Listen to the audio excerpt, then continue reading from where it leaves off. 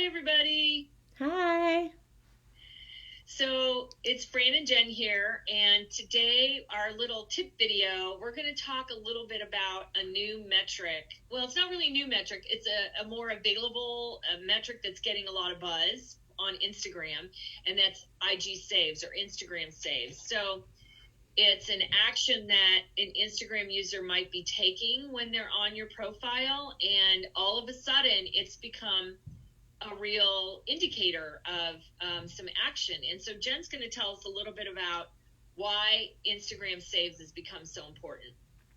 So, as we always talk about, that quality over quantity is really important. And this really just continues to follow that theme of, if somebody saves your content, that means that it is helpful, it's informative, it's something that they are wanting to look back later to read, or they want to use it for reference. So, creating content that is useful and helpful for your audience just continues to be important. And if you're doing that, then people are more likely to save and come back and look at it and reference it. So that is part of the reason that Instagram is ranking that higher in the algorithm, is how many saves.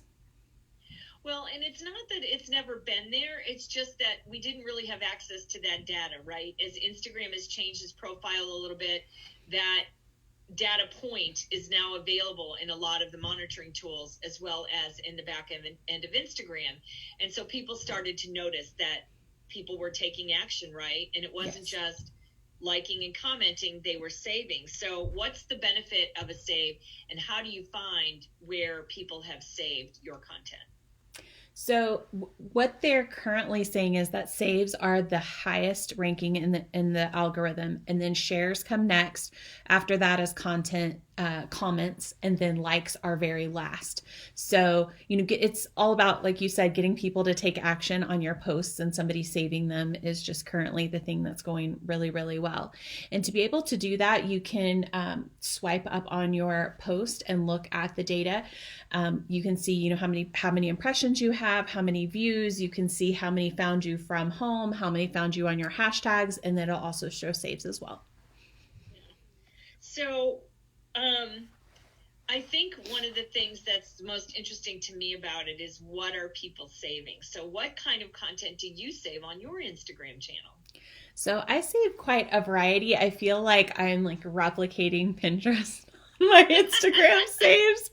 I have mine all like categorized, and so I have everything from like fun holiday crafts to have homeschool things. Obviously, as a homeschool mom, I have a whole section that I just save IG reels so that I can share them in our social media group, because I always just like to show creative and fun ways that people use Instagram reels for their businesses, especially because I know that Instagram is favoring them so highly. So I love to have those to reference for our clients or for people in our group.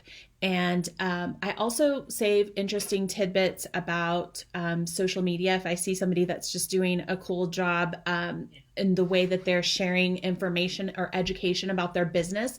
So it might not even be necessarily an industry that one of our clients is in, but if I think that they do a really cool job with the swipe through feature, and so I really do have quite a big variety. I also have quite a few food ones as well. Everything from recipes to like information about like food allergy things. And then of course I have one that's just called support, where I save all of my client stuff, all of my friends stuff, all of my friends' client stuff, that I just save it to that one just to support them and help bump them in the algorithm. Oh, that's What awesome. about you? What do you Wow. save? I would like to hear, because I know you have a lot of artsy. Well, I started saving when we started the renovation on our house, and I'd see, oh, I like that tile, or I like the shape of that bathtub, or that's a cool color on the walls. And so I just started hitting the save button, and it wasn't until months and months later that I realized you could organize them into folders. But then I started going back and putting them into folders, and then I realized I was also saving examples of stitching techniques and fiber arts, which is interesting to me. And then once in a while, if I see a recipe, like you said, with food, I'm like, oh, I want to try and make this. And I don't have the time right now to go hit the link in the bio to get the recipe, and then I save it. And when I'm ready to do it, it's easier to go back and say, whose channel was it on? Where's the recipe? But mine is more of a Pinterest vision board for our renovation than Pinterest is, because when I'm looking on my phone, that's when I see things, and I'm not on my phone on Pinterest quite as much, I guess.